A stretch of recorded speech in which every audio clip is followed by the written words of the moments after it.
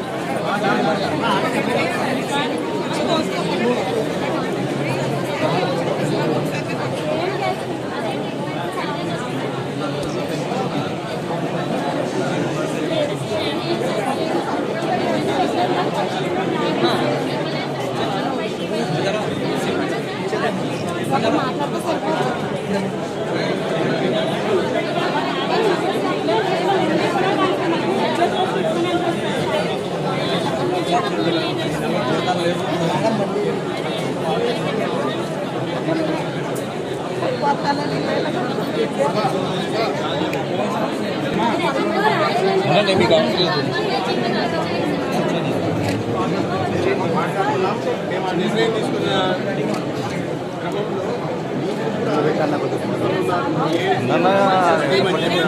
Sensex theme అన్నారు. తీసి ఎంతమంది ఎప్పటి నుంచి ఎంతమందికి ఎంత ఫైనాన్షియల్ ఇంప్లికేషన్ వస్తుంది ఇవన్నీ కూడా మాట్లాడుతుంది. మొత్తంలో నిర్ణయం తీసుకుని ఓపిక పట్టారు.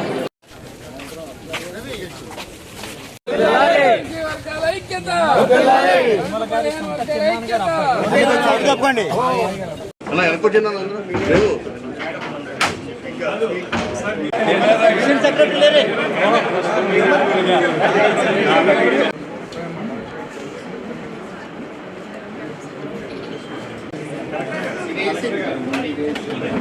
ప్రతిష్టాత్మక నగరం రాజమహేంద్రవరం చారిత్రక నేపథ్యం కలిగిన నగరం. ఇటువంటి రాజమహేంద్రవరంలో ఇవాళ కొత్తగా ఇటీవల డిస్ట్రిక్ట్ హాస్పిటల్ నుంచి జీజీహెచ్గా మార్పు చేయబడిన హాస్పిటల్ విజిట్ కోసం ఇన్స్పెక్షన్ కోసం రావడం జరిగింది. ఈ సందర్భంగా అనేక రకాలు సమస్యలు ఉన్నాయి. ఇక్కడ ఏదో రాజకీయ విమర్శ చేసినట్టు ఉంటుంది, కానీ ఇక్కడికి వచ్చిన తర్వాత లోతుల్లోకి వెళ్తే కానీ ఈ విషయాలు తెలియట్లేదు.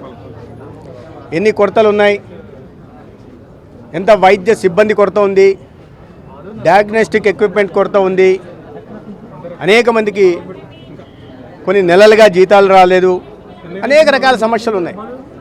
350 బెడ్డెడ్ హాస్పిటల్లో 700 దాకా ఫంక్షనల్ బెడ్స్ ఉంటే రోజు 1000 పైగా ఓపీ లోడ్ ఉంటా ఉంది.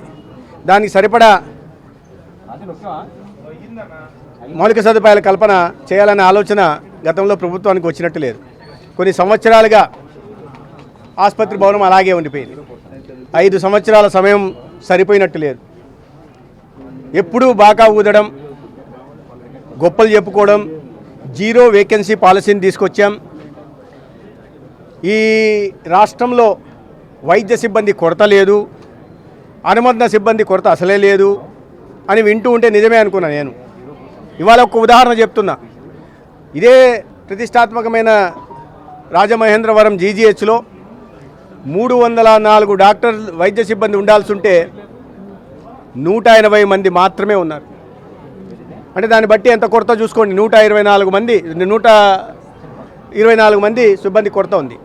మరీ ఆశ్చర్యకరంగా ఇక్కడ ఇటీవల ఆసుపత్రి కూడా 2వ సంవత్సరం నడుస్తుంది, కళాశాల కూడా, వైద్య కళాశాల కూడా నడుస్తూ ఉంది. జగన్మోహన్ రెడ్డి గారు చాలా గొప్పగా చెప్పుకుంటూ ఉంటారు. నేను రాజమండ్రిలో కూడా ఒక మెడికల్ కాలేజ్ తెచ్చేశాను, పేద విద్యార్థులకు వైద్య విద్య అందిస్తున్నాను అని.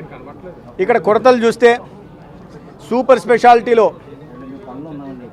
95 శాంక్షన్ స్ట్రెంత్ ఉంటే 88 వేకెన్సీలు ఉన్నాయి. ఇటువంటి వైద్య సిబ్బంది లేకుండా, ప్రొఫెసర్లు లేకుండా, అసిస్టెంట్ ప్రొఫెసర్లు లేకుండా, ఫ్యాకల్టీ లేకుండా, ట్యూటర్స్ లేకుండా, ఎస్ఆర్లు లేకుండా ఏ విధంగా వైద్య విద్య బోధన చేయాలనో మరి ఆయనకే తెలియాలి. ఫ్యాకల్టీ లేకుండా ఏ రకంగా చదువు చెప్తున్నారో అర్థం కాదు. పోనీ మౌలిక సదుపాయాల కల్పన ఉందా? 5 ఏళ్ళుగా ఇప్పటికీ పూర్తి చేయలేక. పోనీ కేంద్ర ప్రభుత్వం నిధులు కొరత ఏమన్నా ఉందా? కేంద్ర ప్రభుత్వం దీనికి నిధులు ఇచ్చింది. శాఖీ central assistance for capital expenditure కింద ఇన్వెస్ట్మెంట్ కింద నిధులు ఇచ్చింది. రాష్ట్రం నుంచి కాస్త వాటా కలిపి పూర్తి చేయాల్సిన బాధ్యత అంత బాధ్యతారాహిత్యంగా ఉంటూ ఇవాళ ప్రతిరోజు ప్రభుత్వం మారిన రోజు నుంచి గౌరవ ముఖ్యమంత్రి గారిని టార్గెట్గా చేసుకుని ఆరోగ్య రంగంలో ఆయన ఏందో విప్లవాత్మక మార్పులు తీసుకొచ్చాను, ఈ ప్రభుత్వం వచ్చిన తర్వాత భ్రష్టు పట్టించే ప్రయత్నం చేస్తా ఉంది. ఇదేనా 304 మందికి దగ్గర 60% భర్తీలు చేయకపోవడమేనా మీరు చెప్తున్న విప్లవాత్మకమైన మార్పులు? 95 మంది సూపర్ స్పెషాలిటీ వైద్యులు ఉండాల్సిన చోట 7 మందిని మాత్రమే నియమించి 88 మంది ఖాళీలు పెట్టడమేనా మీరు చెప్తున్న విప్లవాత్మకమైన మార్పులు?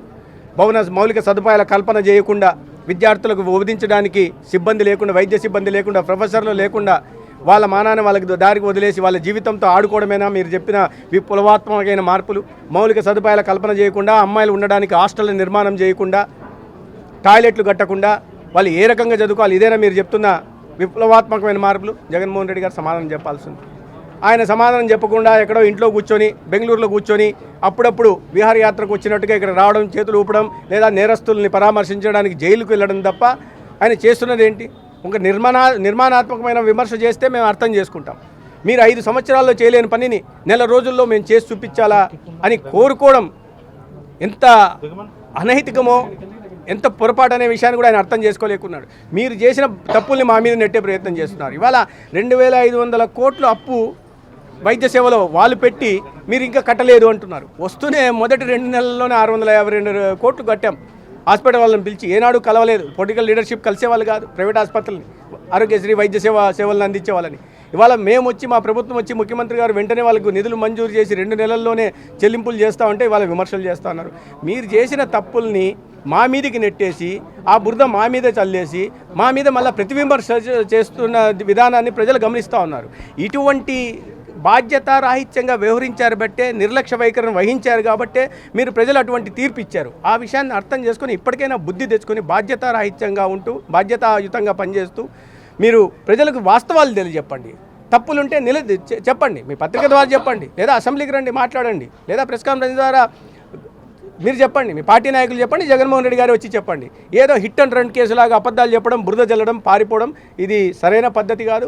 మీరు రండి, ప్రతి దాని మీద చర్చ. ఇవాళ మెడికల్ కాలేజీల మీద చర్చ చేస్తున్నారు, గౌరవ ముఖ్యమంత్రి గారిని టార్గెట్ చేసి మాట్లాడుతున్నారు. మీరు రండి, మీరు ముఖ్యమంత్రి గారు వచ్చినా, లేదా గతంలో వైద్య శాఖ మంత్రులుగా పనిచేసిన వాళ్ళు వచ్చినా మీరు సవివరంగా దీని మీద చర్చకు మేము సిద్ధంగా ఉన్నాం. మీ కాలంలో ఏం జరిగింది, మేము వచ్చిన